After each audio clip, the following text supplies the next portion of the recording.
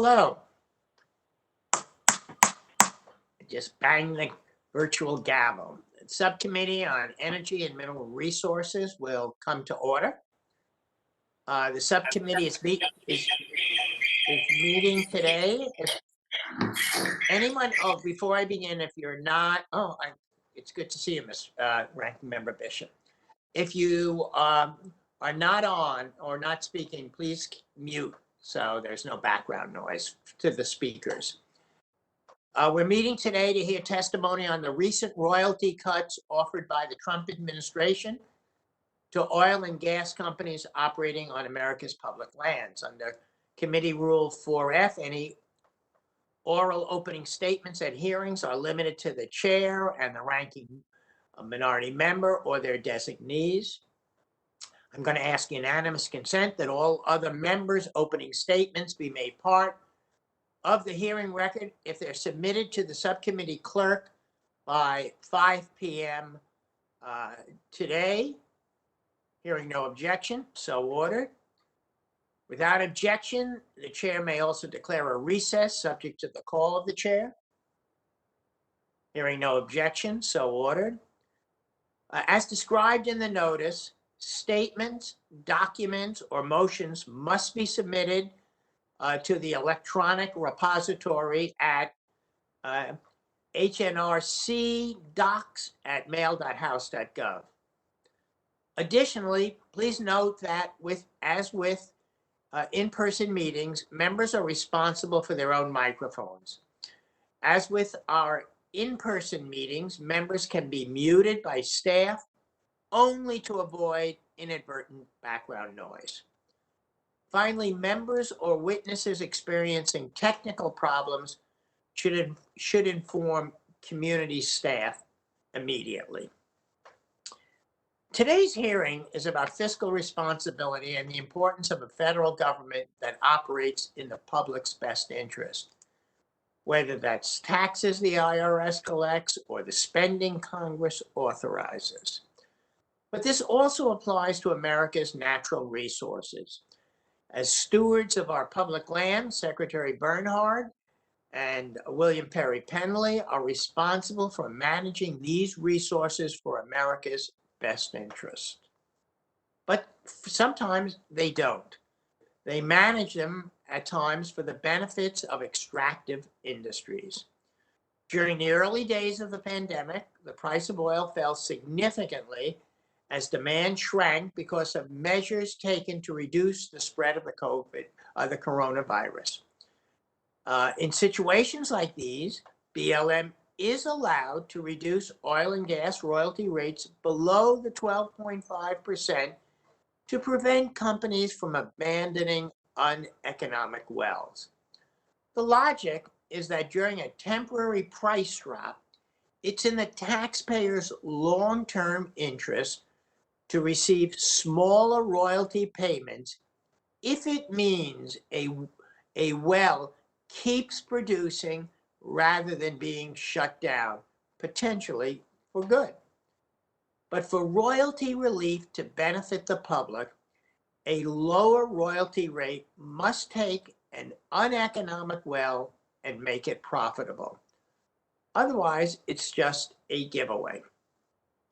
So this spring, when BLM started cutting royalties for oil and gas companies operating across the West, they said they were doing this to protect taxpayers. But it turns out that Interior wasn't telling the truth. The Trump administration acted for the benefit of the fossil fuel companies that regularly exploit America's public lands, not in the interest of taxpayers. At the request of Chairman Grijalva, the GAO conducted a review of BLM's actions and investigated whether they followed royalty relief regulations and procedures. According to the GAO, it was a mess. BLM did not require companies to prove their wells needed the royalty reductions in order to keep operating. Poor communication from agency leadership and a requirement that applications be approved or denied within 5 days led to a rushed analysis. And cuts in royalties were wildly haphazard and inconsistent across states, so that companies in Wyoming had a much better chance of getting a royalty cut than companies in New Mexico. Question is, why would BLM let this happen? Maybe because protecting taxpayers was never the actual goal. In total, of the close to 600 approved applications, rates were cut from 12.5% to an average of less than 1%, costing taxpayers at least $4.5 million in foregone royalties, and potentially much more than that. One undeserving country already owed the government $4 million in unpaid royalties, yet they got a royalty cut as well. Only under this administration would we give public dollars to a fossil fuel company delinquent on its taxes. The GAO's findings paint a clear picture of an Interior Department that has given up the pretense of protecting the public interest. And this is just the tip of the iceberg. Interior has spent the past few years issuing legally questionable rules and policies designed to let them keep making it cheaper to drill on public lands. They lowered their royalty rate on offshore leases in shallow water, and now they're trying to lower them further for existing leases. Just over a month ago, they proposed a new rule that will let them unilaterally lower royalty rates for minors. And yet, last week, they published a proposal that would save oil and gas companies another $440 million in royalties over the next 10 years. Unfortunately, Secretary Bernhardt and Mr. Penley don't believe they're accountable to the public. So naturally, they refuse to testify today. They say they'll only testify when the chairman is in the room. They say that even though the last time we did that, Chairman Grijalva contracted COVID from another member. It's an impressive double whammy of irresponsibility. Refusing to take a deadly pandemic seriously, and then using that as an excuse to refuse to answer questions from members of Congress. Our lands and public deserve much better than the current Interior leadership. With that, I look forward to the testimony from our witnesses, and I now recognize the ranking member of the full committee, Ranking Member Bishop, for his opening statement.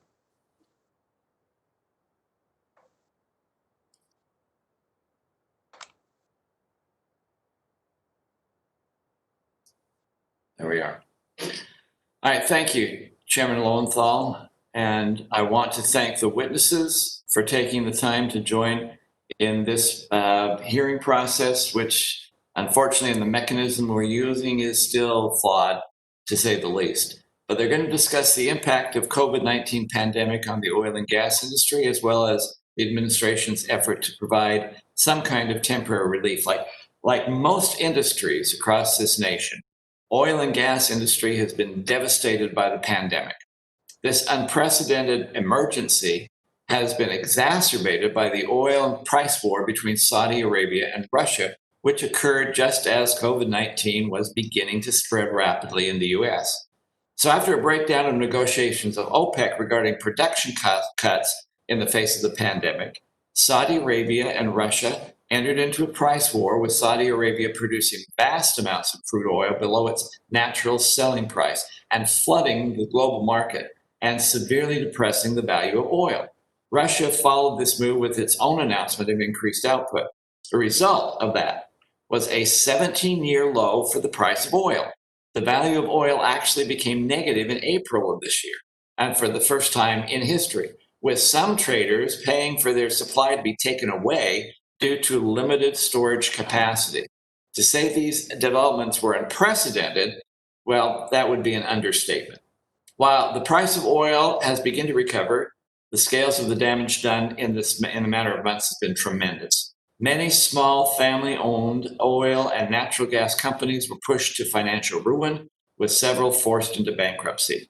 Approximately 100,000 jobs have been lost in this sector to date, leaving workers and their families uncertain as to whether their jobs will be restored even as the economy improves. To help stabilize the domestic oil and gas industry, the Department of Interior utilized existing legal authorities to provide narrow temporary royalty relief to some operators. To be clear, the Secretary of the Department of Interior has long-standing authority to grant royalty relief adjustments under an act passed in 2005, and the Department of Interior adhered to the process and requirements set forth in the corresponding regulations, which have been on the books for decades for emergency situations such as this. Like, we understand the applications were only accepted for a short period of time in May and June, and the temporary royalty relief was granted on an individual basis for not more than 60 days, meaning that any relief would largely have expired at this point. Most oil and gas operators were actually not able to take advantage of the PPP loan program. So royalty relief and lease suspensions were the only form of federal assistance received by many small onshore oil and gas operators. In fact, the mining and oil and gas sectors received only 0.8% of all the loans that have been received under PPP programs. However, environmental groups like Defenders of the Wildlife and environmental work groups, Green America, Earthworks, Western Environmental Law Center have taken millions in PPP loans. I'd also like to note that the Department of Interior has not provided data to this committee regarding royalty relief or lease suspension applications. So any information known to us is really anecdotal. So I'd urge caution in our discussions of the facts surrounding these applications until we have a full and accurate picture of the relevant data. And I'd encourage the Department of Interior to provide this information to Congress so the committee can conduct its oversight responsibilities and determine how to best prepare should a similar situation arise in the future. In the meantime, this committee should be focusing its efforts on rebuilding our domestic energy sector and restoring the jobs of hardworking Americans that were lost due to this pandemic and the outside influences which were truly monumental and unusual. Mr. Chairman, Mr. Smith-Lowenthal, I thank you and I yield back. Thank you, Ranking Member. Now I move to introducing today's witnesses. First, we have Frank Rusco, who is the Director of the Natural Resources and Environment Team with the U.S. Government Accountability Office. Next, we have Mark Squillace, who is a professor at the University of Colorado Law School in Boulder, Colorado. Then we have third, Jason O'Neill, who is the director of the Western Values Project, a public lands watchdog organization based in Montana. And then we have Kathleen Sigama, who is the president of the Western Energy Alliance. Let me remind the witnesses that under our committee rules, they must limit their oral statements to 5 minutes, but that their entire statements will appear in the hearing record. When you begin, the timer will begin, and it will turn orange when you have 1 minute remaining. I recommend that members and witnesses joining remotely use, quotes, grid view so that they may pin the timer on their screen. After your testimony is complete, please remember to mute yourself to avoid any inadvertent background noise. I will also allow the entire panel to testify before questioning the witnesses. I now recognize Mr. Rusco for 5 minutes. Welcome to the committee, Mr. Rusco. Thank you, Chairman Lowenthal, Ranking Member Bishop, and members of the subcommittee. I'm pleased to be here today to discuss GAO's review of BLM's temporary royalty relief policy. The oil and gas industry is characterized by boom and bust cycles. When oil and gas prices are high, the industry booms. Companies with existing producing wells make large profits, and companies are drilling new wells. This leads to many thousands of jobs in the drilling and related services part of the industry. However, when oil and gas prices fall, existing wells, for the most part, continue producing because operating costs are low. Shutting and reopening wells actually costs money, and the well owners want to be operating when prices rise again. However, low prices have a large effect on new well development and other investments and lead to large dislocation of workers in the services part of the industry. Oil and gas busts are also associated with bankruptcies and mergers in industry in which assets, including wells, change hands, but production generally does not cease. Lastly, not all wells are the same, and some wells can be shut down without loss in production potential, and it is these wells that do sometimes shut down during low price periods to relieve supply gluts and push prices back up. In responding to the current severe downturn in the economy and in the oil and gas industry in particular, BLM implemented a temporary royalty relief policy for operating wells. Under this policy, BLM received 1,689 applications for leases for relief and granted 581. This royalty relief, no doubt, was a help to an unknown number of well owners on those leases. On average, these well owners received a reduction of royalties owed from 12.5% to under 1% for 60 days. A conservative estimate of the foregone revenue of this policy is $4.5 million. While giving royalty relief undoubtedly helped those receiving it, BLM's implementation of the temporary policy was poorly designed and executed, and as a result, likely did not serve BLM's stated purpose of conserving oil and gas resources. Specifically, BLM's goal was to keep wells from being shut down during the recession. This is a laudable goal and one that states, and in the past, BLM has employed to keep older, low-producing wells operating by lowering the royalties to the point that these so-called stripper wells can still make a small profit. However, BLM's implementation of its temporary royalty relief policy failed to identify wells that were in danger of shutting down and also created confusing guidance that led to inconsistent implementation of the policy across BLM state offices and inconsistent applications from lease owners. These problems were caused primarily by BLM not following its regulation for granting royalty relief and not following BLM's directives manual, which gives guidance to BLM on how to implement temporary policy changes.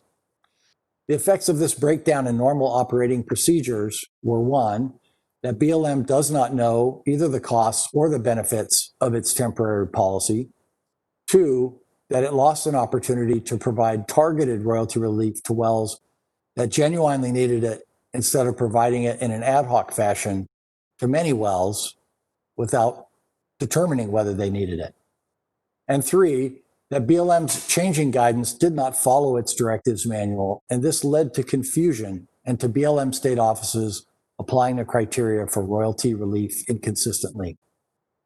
In contrast to BLM's temporary royalty relief policy, state oil and gas officials we spoke with generally saw no reason to grant royalty relief during this period. These state officials told us that they did not think royalty relief was an effective policy for keeping wells operating during a downturn. Rather, these states provide royalty relief on a well-by-well basis only when such relief is necessary to keep the well running, typically older wells with low production that are barely economic to operate. This policy conserves oil and gas resources by getting more out of each well towards the end of its producing life. To help BLM operate more effectively in the event of future downturns or when making royalty relief decisions, we are making two recommendations. First, BLM should evaluate the effectiveness of the temporary royalty relief policy at conserving resources and assess the costs in terms of unnecessarily foregone revenues.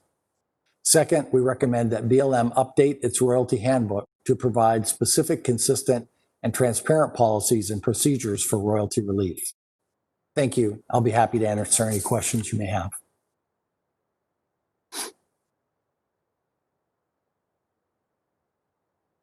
Thank you, Mr. Rusko. I now recognize Professor Squillace for 5 minutes. Thank you, Chairman Lowenthal and Ranking Member Bishop, for the opportunity to appear at this hearing today before the Subcommittee on Energy and Mineral Resources. My name is Mark Squillace, and I am the Raphael J. Moses Professor of Natural Resources Law at the University of Colorado Law School. Today, I would like to emphasize 4 points from my written testimony about the BLM's oil and gas royalty policy. And let me start by talking about climate change. The summer of 2020 has borne witness to some of the worst climate-related disasters in our history. From the fires in California, Oregon, and throughout the West, to the hurricanes and flooding in the southeastern United States, we see direct evidence of the external costs associated with fossil fuel development and what it foists on our society. We cannot shut down oil and gas development overnight. For the short term, at least, our economy still depends on these resources. But we must plan for the inevitable decline in the use of these resources and expedite an equitable transition to cleaner energy sources. Subsidizing oil and gas development by offering producers royalty relief does the opposite. It incentivizes production at a time when we should be finding ways to ease companies out of the oil and gas business. We failed to responsibly manage the decline of coal, and we seem to be on track to do the same for oil and gas. The BLM's royalty relief policy sends exactly the wrong message to the oil and gas industry. Moreover, it suggests that the agency is not serious about responding to the existential threat posed by climate change. Let me turn next to royalty rates. The Mineral Leasing Act requires that oil and gas royalties be set at not less than 12.5% of the value of production. Royalties that have remained at this level for 100 years, even as market rates have increased significantly. Thus, the federal government's failure to set market-based royalty rates already provides lessees with royalty relief. Comparing federal rates with state royalty rates, we see that Colorado imposes a 20% royalty for oil and gas production on state trust lands. Royalties on Texas state lands are 25%, and New Mexico and North Dakota each charge 18.75%. In fiscal year 2019, oil and gas royalties amounted to $1.4 billion. If federal lessees were paying at Texas rates, that amount would have been $2.91 billion, nearly twice what they actually received. Rather than offering royalty relief, the BLM should be setting new market-based royalty rates. This would increase state and federal revenues, avoid the counterproductive subsidy to the industry, and help ensure that marginal properties are not developed in the first place. This leads me to address more directly the adverse impact that these policies have on Western state coffers. The recent decline in oil and gas prices was already causing a decline in state mineral revenues, but the BLM's royalty relief policies are making a bad situation much worse. As best we can tell, the BLM has granted royalty relief on at least 557 leases encompassing more than 480,000 acres of public land. Wyoming is home to a disproportionate number of these leases, more than 400 of the 557. And in every one of these cases, the Wyoming BLM has approved royalty rate reductions to 0.5%. This represents a 96% reduction from the standard 12.5% royalty. In other words, for every $1 million that Wyoming might have received under the standard royalty rate, they can now expect only $40,000. States like Wyoming are already struggling due to the financial consequences of the pandemic. They cannot afford federal policies like royalty relief that only deepen their fiscal woes. Finally, let me address briefly the BLM's failure to insist that royalty rate reductions meet federal standards. The Mineral Leasing Act allows royalty relief only where it is necessary to promote development or when the lessees cannot be operated successfully without relief. Unfortunately, the BLM has provided no public record explaining how its decision on these 557 leases meet that standard.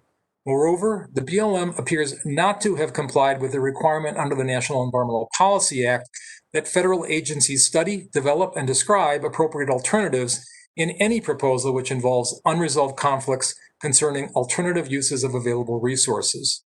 The royalty relief policy itself and the individual applications for royalty relief all involve unresolved conflicts over alternative uses of available resources. Ideally, the BLM would have used this alternative analysis to provide transparency and to engage the public, including the state, on how best to implement royalty relief policies. Instead, they have hid their decisions from the public. Thank you again for the opportunity to appear before the committee today. I'm most happy to answer any questions you might have. Thank you, Professor Squillace. And now I recognize Mr. O'Neill for 5 minutes.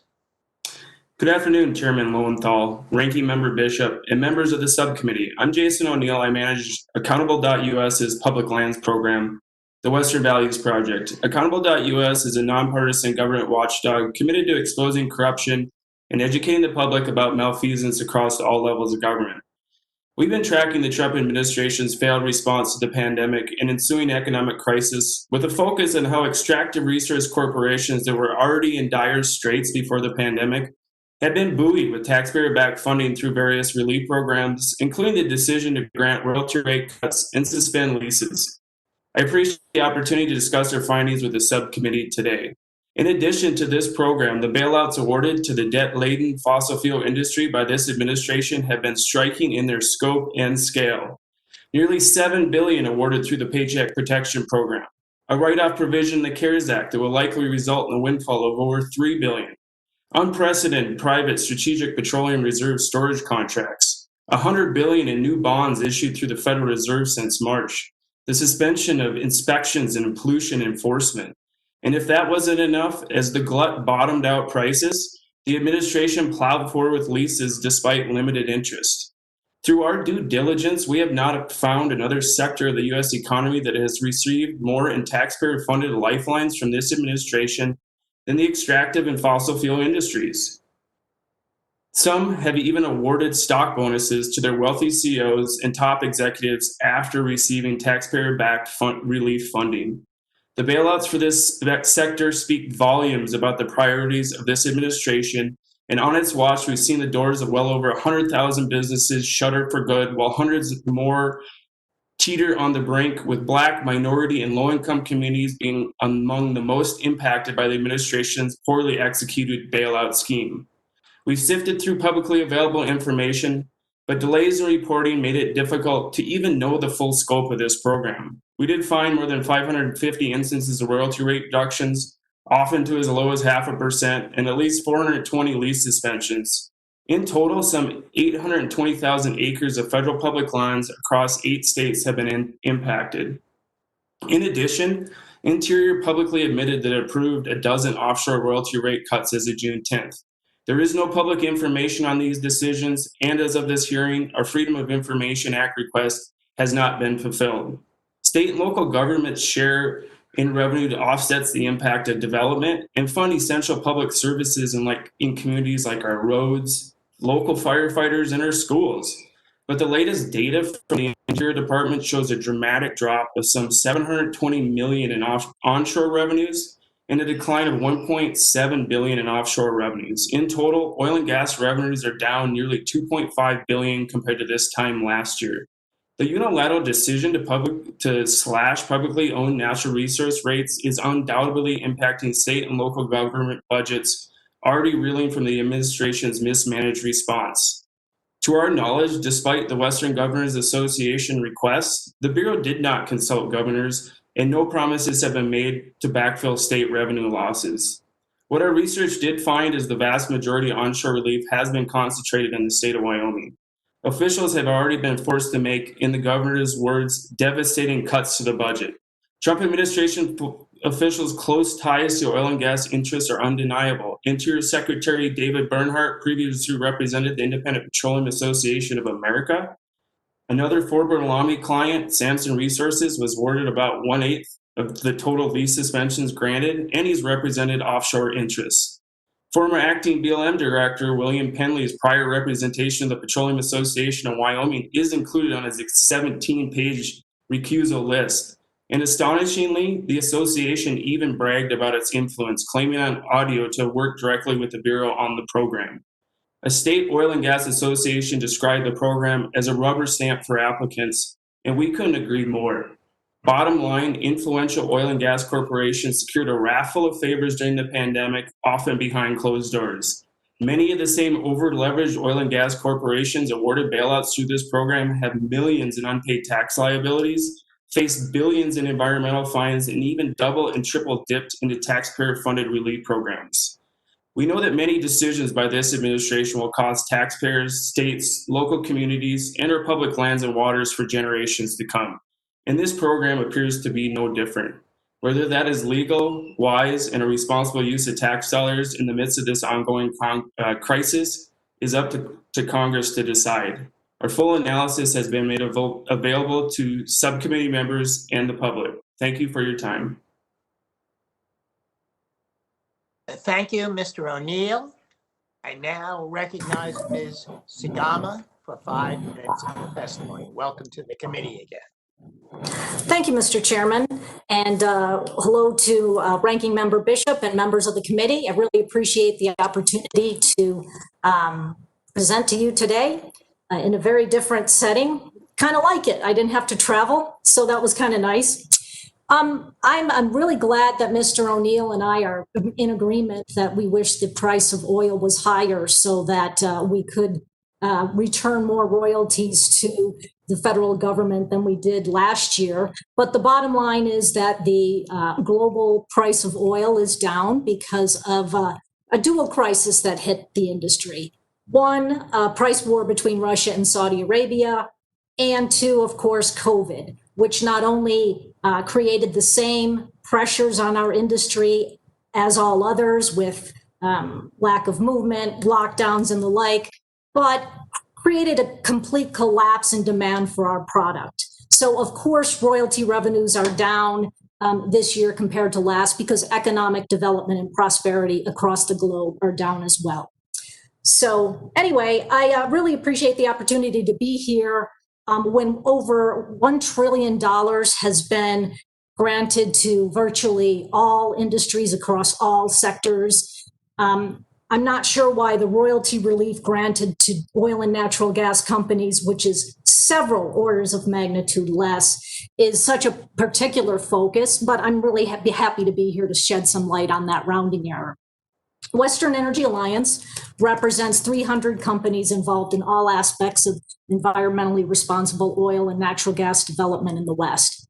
Our members are on average small businesses with on average 14 employees. So we're not talking about large corporations. And in fact, the companies that requested and received royalty relief under this program were largely small businesses.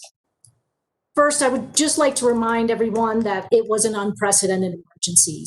The results of the lockdown could have caused the economy to collapse, and the government was right to step in and help companies so that the 40 million people who were unemployed could have a place to work in the future. So Congress granted $1.169 trillion, and we're here quibbling about 4.5 million. That's several orders of magnitude less, and it's really just 0.1% of the 4.17 billion in revenues my industry returned to the federal government last year. So, why is this committee signaling out the oil and natural gas industry? In fact, this was a tax reduction. This was a royalty reduction, which is certainly more efficient than a direct handout, which is what most of the CARES Act was involved. Not only that, but oil and natural gas is crucial to responding to COVID and finding an ultimate solution.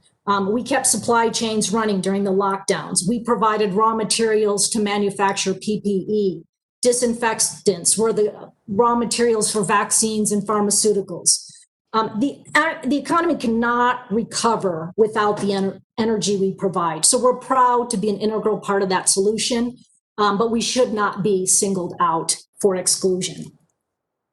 There's actually, we're talking about royalty relief that lasted 2 months. 2 months, $4.5 million. And what did we get in exchange? We enabled some small producers to maintain the solvency of their wells into the future. So for 2 months of royalty relief, that enables them to produce for 2 years, 10 years, 30 years into the future. So I think it's, the criticism of this is really looking penny wise and pound foolish. And, the alternative in many cases was shutting in wells. And that was done as well. There was a glut of oil. The price was negative $37 a barrel, which means you can't even find somewhere to store your barrel of oil. You can't find a buyer to take it away. You actually had to pay someone to take away your barrel of oil. So we did have to shut in as well. And, conflating the royalty relief with that production suspension is a little disingenuous there.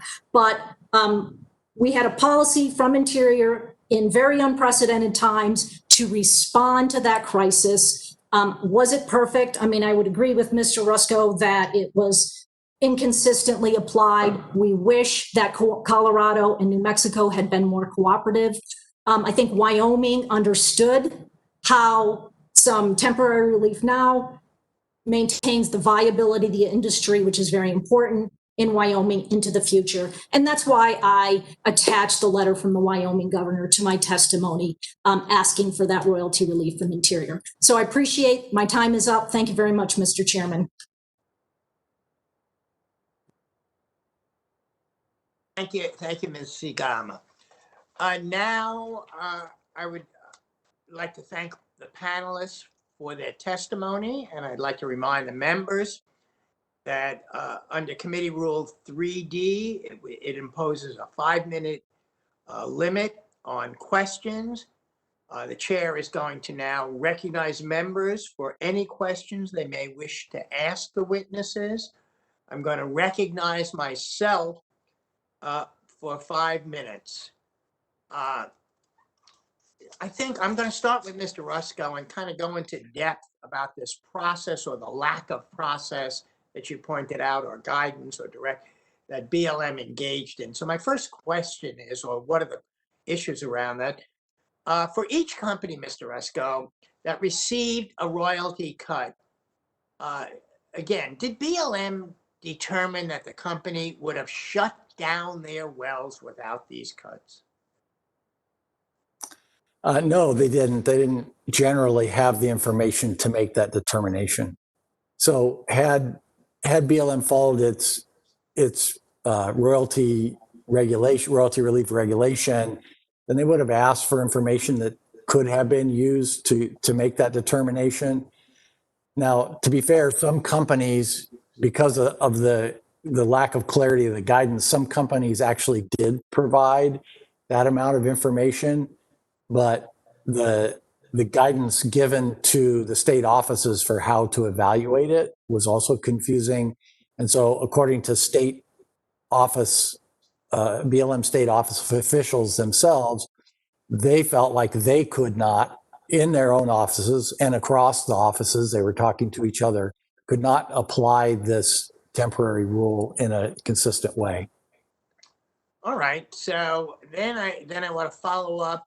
So what you're saying is, although some companies provided documentation, BLM did not consistently decide the royalty relief on a case-by-case basis like they were supposed to do. But did BLM at least determine that overall the nearly 600 royalty cuts were a net benefit for U.S. taxpayers? Again, the information they had at hand could not have made that determination. So there may have been wells on a lease that were particularly vulnerable. Others may not have been. But the applications were on a lease by lease basis, not a well by well basis, as is typically done by states when they look at whether to grant royalty relief to a well. So no, BLM can't know what the costs and benefits of this policy are. So I want to then kind of move to the next member, the next witness, Mr. Professor Squillace. Can you discuss the federal regulatory and legal standards that BLM must meet to provide royalty relief? And do you think BLM adhere to those standards when granting relief? Thank you for the question, Chairman Lowenthal. Let me just say, first of all, that we do not have a record that's sufficient for us to know exactly what the BLM considered or did not consider in making these decisions. What we know is that the Mineral Leasing Act does specifically require a very narrow set of findings. If I can just read it, it has to be, they have to find that it's necessary to promote development or that leases cannot be successfully operated under the terms provided in the lease. And then the Interior Board of Land Appeals has embellished that standard by making clear that the BLM must find there is a reasonable probability that operations would cease or development, recovery, or conservation of the resource would be jeopardized before it grants or even considers royalty relief.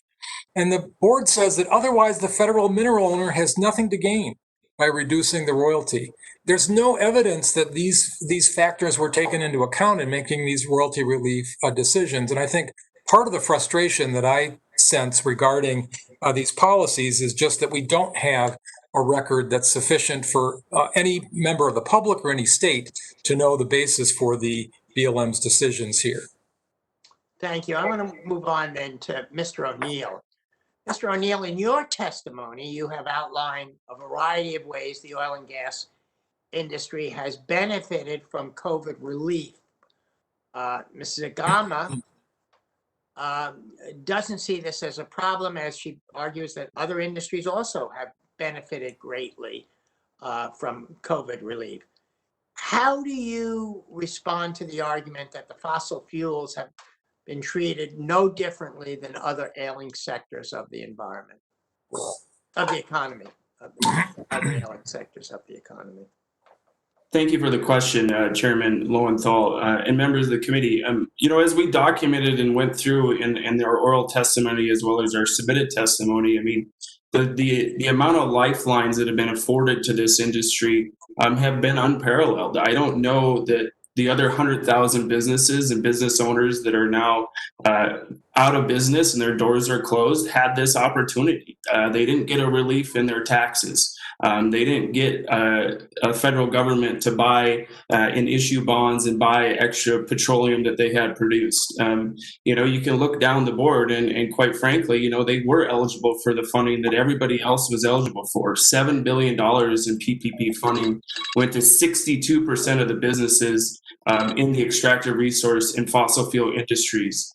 So when we talk about who is eligible, everyone was eligible for that relief. But the other favors, not many other businesses had quite the extent of favors. And quite frankly, there is a concern that, when we talk about $4.5 million for families. In one more sentence, we're just $4.5 million, while it might be chump change for oil and gas companies, families that are hurting, that's a lot of money, and state budgets and local budgets that are hurting, that's a lot of money.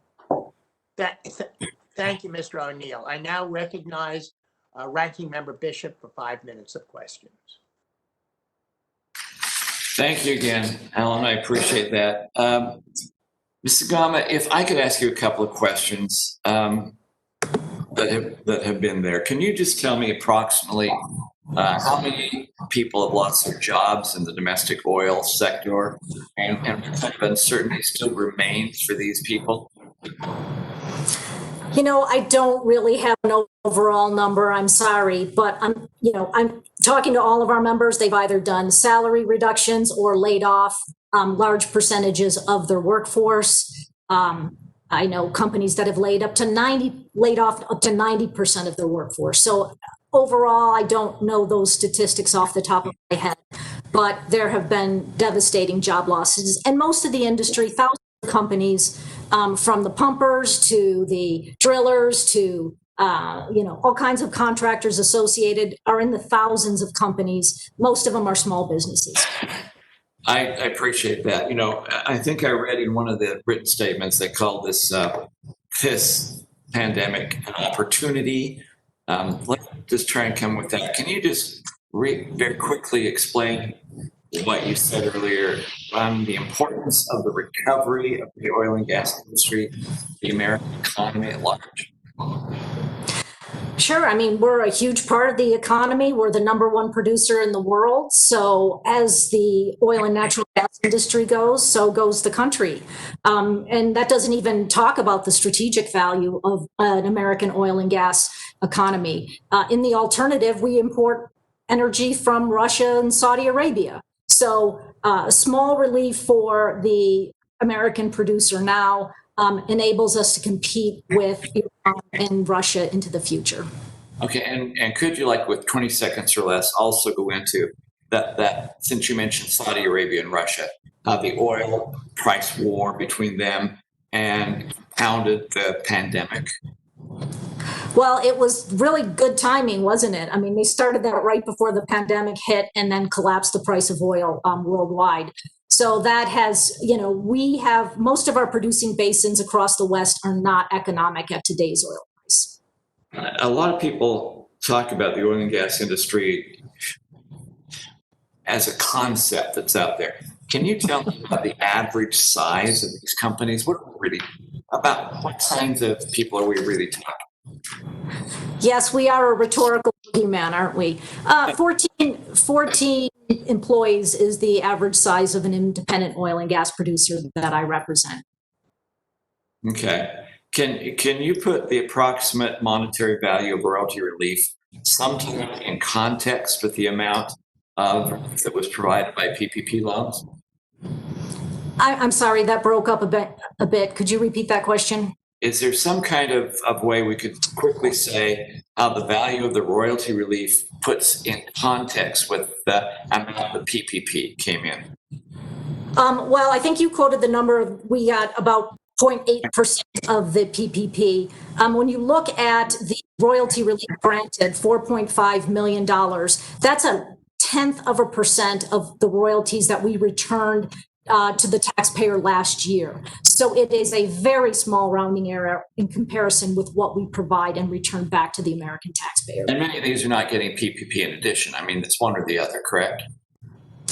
Well, I think some companies were, just like any other industry, were able to apply for PPP and other tax programs, just like any other industry. So it wasn't expensive. Okay, I'm going to get this. I got 1 minute to do all this stuff in here.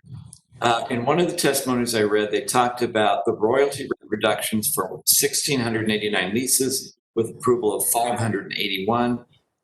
Can you just tell me what proportion of leases those statistics represent compared to the total number of leases in effect?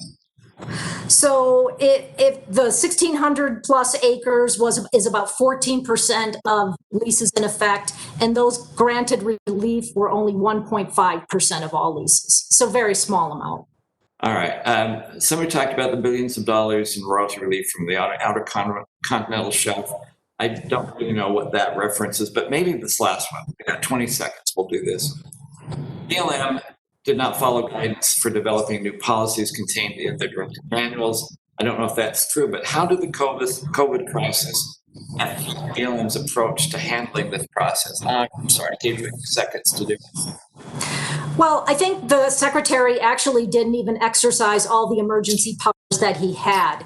And so what we saw was a restatement of existing regulations under the Mineral Leasing Act. It wasn't an terrible expansion of that existing authority. And in fact, the Interior Secretary could have done more to respond to such an unprecedented emergency. And he actually had a very restrained response. And despite what was said earlier, it was case by case, and companies had to provide information to BLM to show the need and why and how well would be economic. Thank you. Yeah.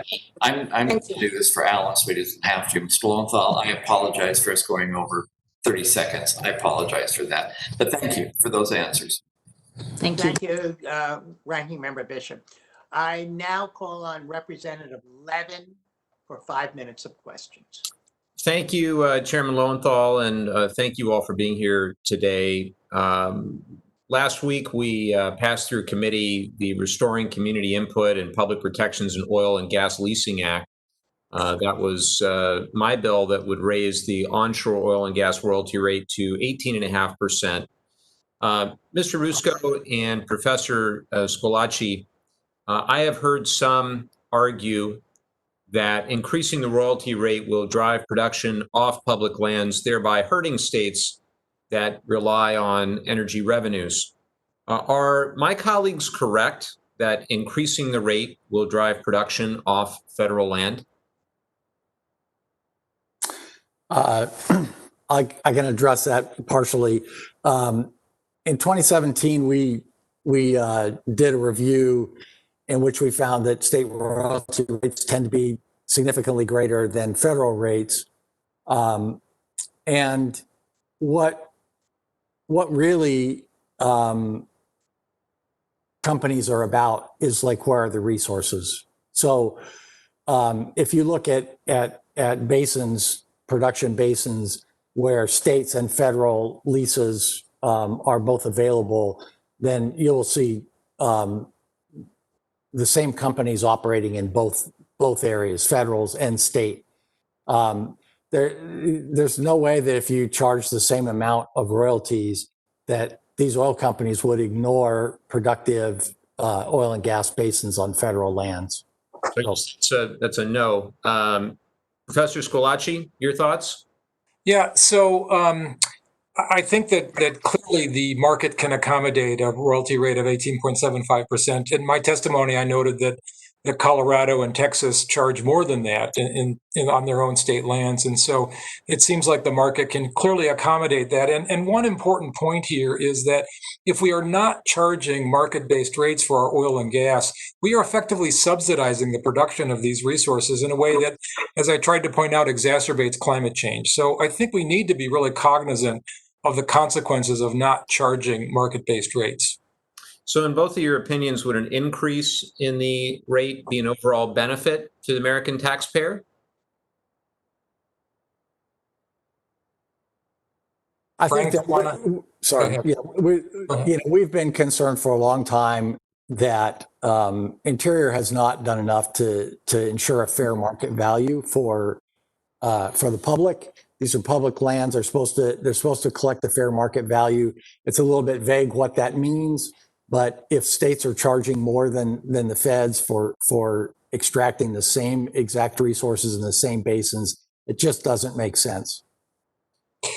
And I would just add that there are a number of reforms that I think are included in your bill that would help to bring back some of the revenues that are owed to the states and the federal government for developing these resources. One thing I noted that I don't believe is addressed in your bill is the fact that many of these oil and gas leases, which are set for a primary term of 10 years, often extend well beyond that 10-year period in ways that I think is highly problematic in terms of rebidding on these leases. If we could put them back into the pot and then make another decision to decide whether or not to lease them again, it would generate some significant additional revenues for the federal government.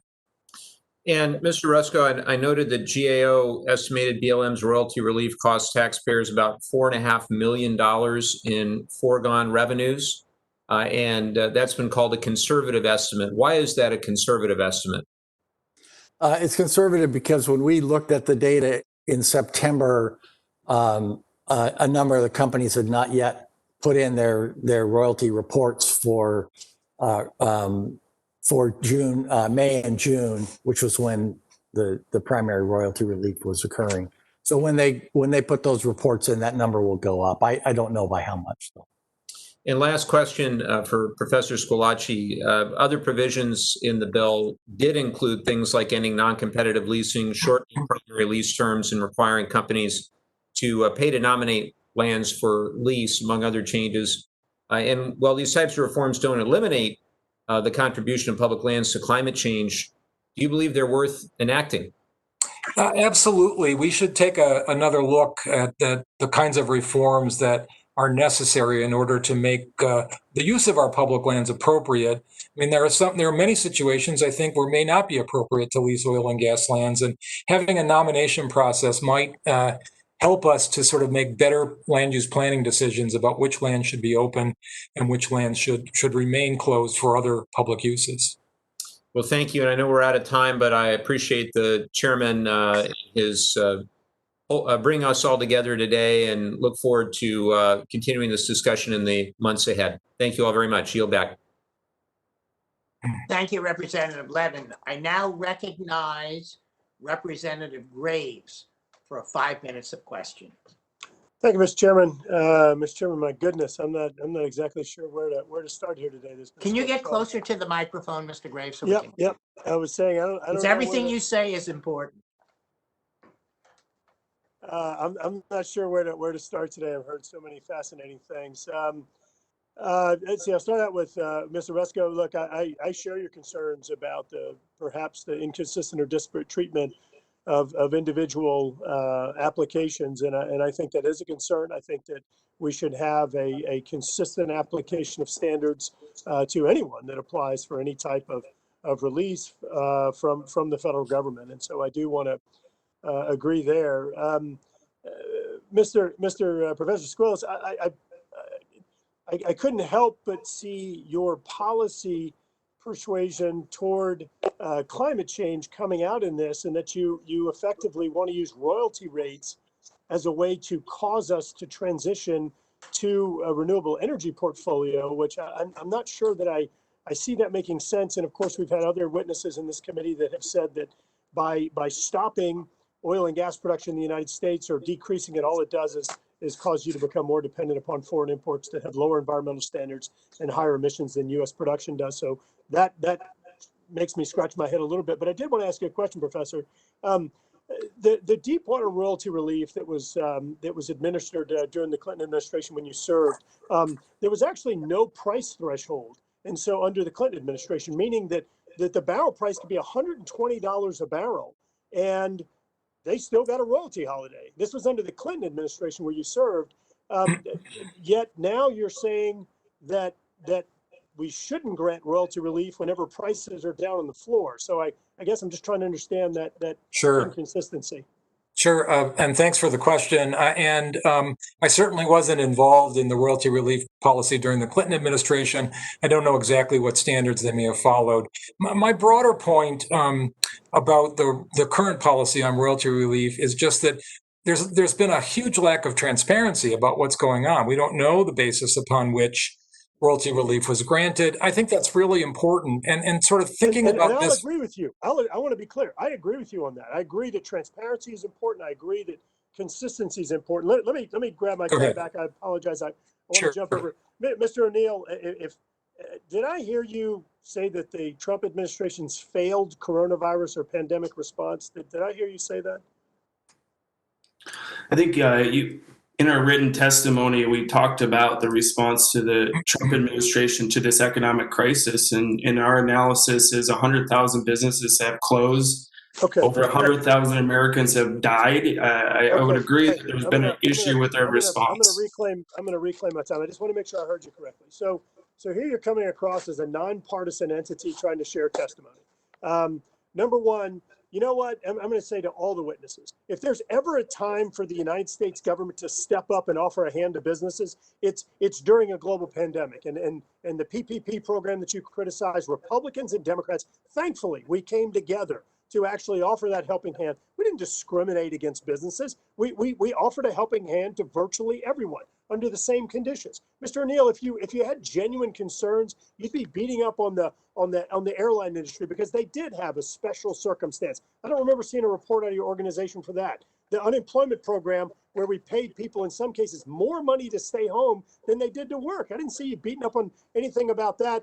And of course, the Clinton administration, where they had royalties, barrel prices got up over $100 a barrel, and they were still offering a royalty holiday. I criticized that. I did, because I thought it was inappropriate. You know what? Norway has offered 2 rounds of assistance, as I recall, tax relief to producers. Look, this is a global pandemic. If there's ever a time for our own government to step in and offer us a hand, it's when Russia and Saudi Arabia are attacking us and conducting economic warfare on our energy industry. Why do you think they're doing that? Why would people of our own government join forces, meaning some of the people in this panel join forces with Russia and Saudi Arabia to kill the U.S. energy industry? That doesn't make sense. look, we've got to be more rational in the discussions here today. And my good friend, Mr. Levin, yes, he was talking about me. Mike, I hope you're doing well. But here's the thing: royalty rates aren't the Does only Huffman want to talk? consideration. There's Okay, fine. there's you also have bonus bids. So what happens is you come in. This is open to the public. In fact, Mr. Lowenthal, you and I worked on legislation to put this online so we can have more competition. If you lower your royalty rates, you get more bonus bid, more money up front. So this is a public process. It's not limited to one company or anything along those lines. Look, transparency is important, consistency is important, and value to taxpayers. Mr. Chairman, I want to remind you, I was the only Republican on this committee that voted for for the chairman's bill to ensure royalty rates for mining on federal lands, because I believe taxpayers deserve something back. But this hearing is way out of bounds in regard to rational thought, and this is just a partisan witch hunt. I think it's really unfortunate. I yield Back. I don't believe that there are any more members that wish to ask any questions. Are there? If not, one of the things that I learned before we conclude from the ranking member Gosar when he was the chair was to offer an opportunity for each of the witnesses, the 4 witnesses that are, and we'll, not a requirement, but to offer you an opportunity. Was there one question you would have liked to have been asked, and how would you have answered that? So I'm going to ask each of you if you want that opportunity. If you don't, if all the questions that you think are important were asked, then you pass. I'm going to start with Mr. Rusko. Was there one question you would have liked us to have asked you, and how would you have answered it? Well, I'd like to have asked about the review and the cooperation we got from BLM in doing it. And we tried many times and asked many times to have conversations with knowledgeable headquarters staff about their decision-making process in offering this royalty relief. And in no case did they cooperate with this audit. We were able to speak, fortunately, to state BLM officials, and and also to state oil and gas officials, and we were able to look at data, and so we were able to do this review. But if there was one thing that I'd like to see Congress do, it would be to put pressure on administration to cooperate with oversight. Professor Squillace, was there some question you would have liked us to have asked you, and how would you have responded? So I was not quite asked a question by Congressman Graves, but he did suggest that he thought my reference to climate change was somehow not appropriate in this case. And so I would like to respond to that and maybe embellish a little bit in terms of my concerns about how we are as a society are addressing this broader problem of climate change and fossil fuel development. So I think it's true, as Congressman Graves points out, that in the grand scheme of things, the royalty rate relief policy is not a significant contributor. And yet it reflects a mindset that takes climate change not particularly seriously. And I think that that's the broader concern here. I talked in my written testimony about how we failed to manage the coal industry and its decline. The decline was coming. We could see it coming. I think the same thing is likely to be happening with the oil and gas industry. We see the state of California now coming up with zero emission standards for vehicles as of 2035. We see all the big energy companies, BP, ExxonMobil, Shell, all claiming that they're moving away from oil and gas, and they know that by 2050 they have to be they claim to want to be zero emission companies at that point. And so we can see what's happening globally and certainly here nationally as well. I have never been one to say we should shut down the oil and gas industry tomorrow. I think it does contribute an important part to our current economy, but we do have to start taking seriously the future. And we need to look ahead 20, 30 years and make a plan for how we're going to get to the point where we no longer need oil and gas resources. It's not now, it's not even in 10 years or probably 20 years, but it's coming. And we have no plan for it. We had no plan for coal. And I think that is a major problem that we're facing today as a society. Thank you, Professor. Mr. O'Neill, one question you would have liked to have been asked, and how would you have answered? If you want, you don't have to do. Well, thank you, Chairman Lowenthal, and thank you to all the members of the subcommittees and witnesses for being here today and having this great discussion. And I'm encouraged to hear from committee members about their concerns about transparency over this program. And one thing that really we have had a hard time showing for the public is really the extent of this program. And I think our concerns align in the fact that not only has the agency and bureau that is responsible for these decisions not showed up to this committee today, but they also haven't been responsive to public records requests and requests from the public and watchdogs alike, as well as reporters about basic information about these decisions. And it's really hard for state budgets that share in that revenue, as well as local communities and the public, to even know what's happening with our public resources when they're operating in sort of a regulatory capture way, that we do not have that information. So I think that that's a really important thing that this subcommittee could take from this, is that in order for us to make these educated decisions like that were expressed here today, we need to have the information. And I'd further reiterate that one thing that we found about these companies that have been awarded this money, their CEOs make millions of dollars, and they've spent almost $13 million in the first 2 quarters lobbying. So the idea that these companies are small, struggling, and really we're going to shut down wells is a misnomer. And when we kind of tabulate the entirety of the bill that taxpayers are on the hook for this unresponsible oil and gas development, whether it's orphan wells or cleanup costs or offshore spills, or all the way to climate change, which is right on our doorstep. There hasn't been a day in this last month out here in Montana that we haven't been choked by smoke. So again, we need to look at those costs and assess those in a proper way. Thank you so much, Chairman. Thank you. And Ms. Dama, is there some question you would have liked us to have asked you, and how would you have responded to it? Sure, I would have liked to have been able to respond to the question to Professor Squillace about the royalty rate. And the royalty rate is set at the market rate. And the fact is the market cannot bear higher on federal lands because of all the additional red tape on federal lands.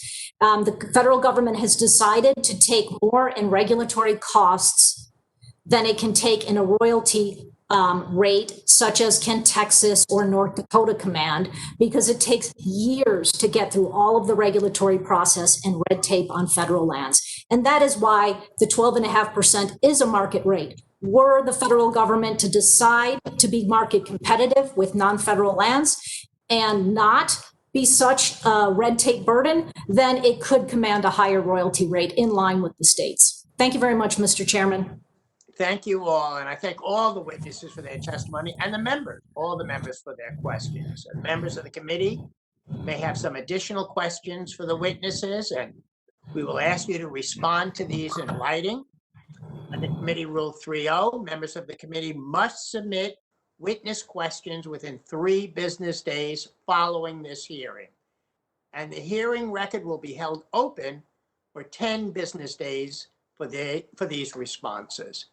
If there's no further business, without objection, this subcommittee stands adjourned. And thank you all for your participation.